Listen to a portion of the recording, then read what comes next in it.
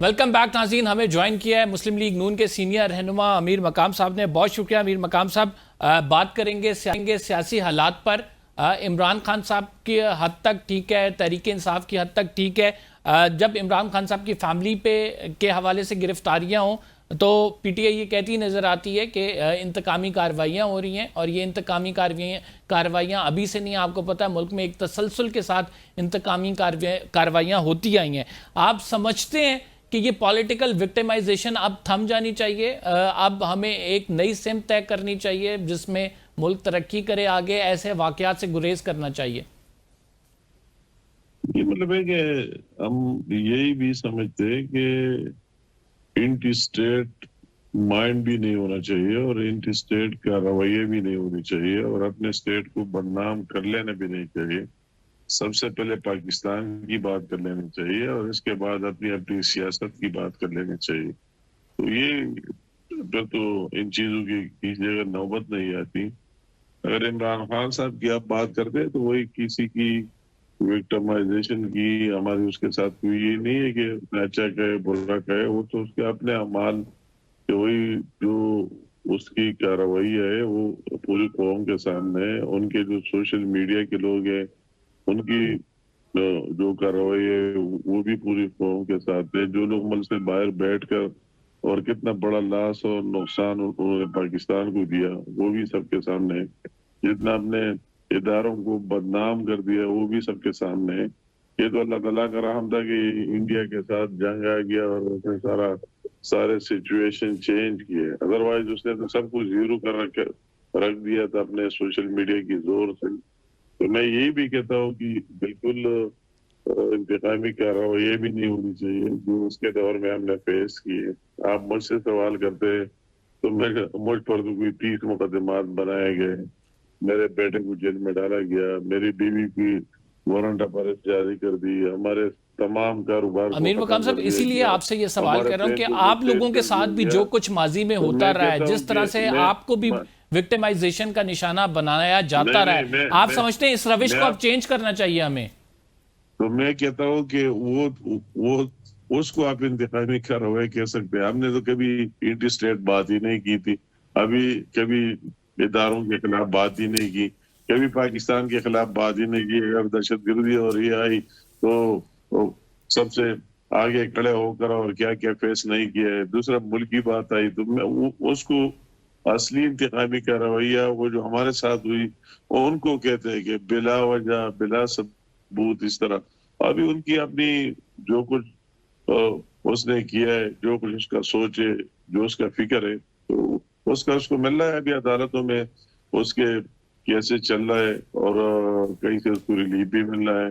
مزید اس کو وہی اپنی بے گناہی ثابت کر لینے کے لیے کورٹس میں عدالتوں میں اگر واقعی وہ بے گناہ ہے تو ہم نے تو نہ اس کے خلاف کوئی کیس کیا ہے اور نہ ہمارا اس کے ساتھ کوئی ایشو ہے. ہم اس کو بار بار کہتے ہیں, اس کی پارٹی کو کہتے ہیں پارلیمنٹ میں کہ کیا آؤ بیٹھ کر ملک کی انٹرسٹ کی بات ہے وہ ہمیں جوائنٹلی کر لینے چاہیے, وہ ہمیں ایک ساتھ نظر آنا چاہیے. ابھی کے پی میں فلڈ آیا, اس طرح لاتے پرائم منسٹر نے کہا کہ ہم جوائنٹلی ہمیں ورک کر لینا چاہیے. ان کی گورنمنٹ ہے, ہماری گورنمنٹ ہے, سیاست ایک سائڈ پر رکھنا چاہیے اور اس حالات میں ایک ہو کر ایک میسج دینا چاہیے.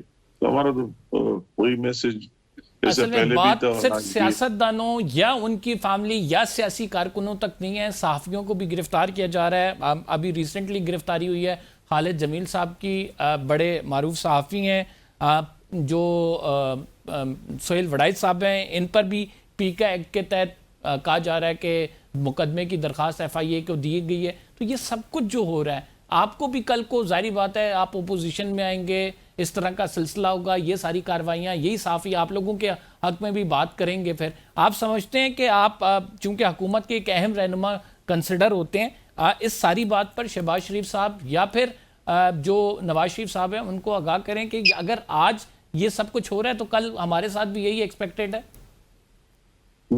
میں نے تو آپ کو پہلے سے کہہ دیا نا, مطلب ہے کہ اس طرح بات آپ نے کر دی تو میں نے کہا اسی طرح اگر کسی کے ساتھ بلا وجہ کوئی چیز ہو رہا ہے اس کی کوئی دلیل نہیں ہے, اس کی کوئی ریزن نہیں ہے, تو نہیں ہونی چاہیے. میں بھی کہتا ہوں اس طرح نہیں ہونا چاہیے کسی کے ساتھ بھی, کہ وہ مخالف ہے, ساتھ ہے, ایک اختلاف رائے, ہر ایک کا حق ہے, ہر ایک کا اپنا پوائنٹ آف ویو ہے, ایک دائرے کے اندر رہتے ہوئے اس کو وہی دینا چاہیے.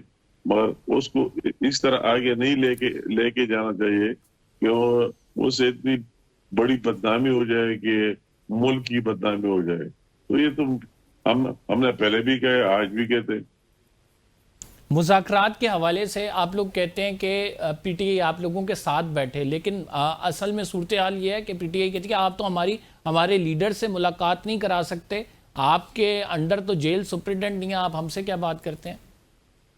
نہیں, مطلب ہے کہ ان کی ملاقاتیں بھی بہت ہی رہتی ہے. جو باہر یہ آپ دیکھ رہے بیانات آتے, کوئی کیا کہتے ہیں, کوئی کیا کہتے ہیں, کوئی کہتے مجھے خان صاحب نے یہ کہا, کوئی کہتے خان صاحب نے مجھے وہی کہا.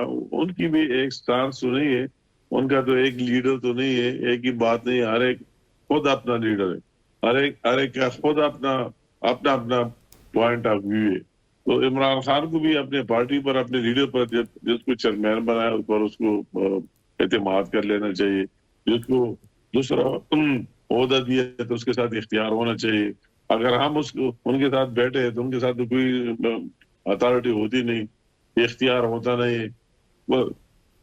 فار ایگزامپل یہ ایک بات, جنرل جو دہشت گردی کی ہو رہی تھی اور نیشنل سیکورٹی کمیٹی کا اجلاس اسمبلی کے اندر ہو رہا تھا, رات کے 2 بجے تک وہ کہتا ہے کہ ہم آئیں گے, فلاں بات کرے گا, پھر صبح کہہ دیا نہیں ہمیں آرڈر آ گیا ہے, ہم نہیں آ سکتے.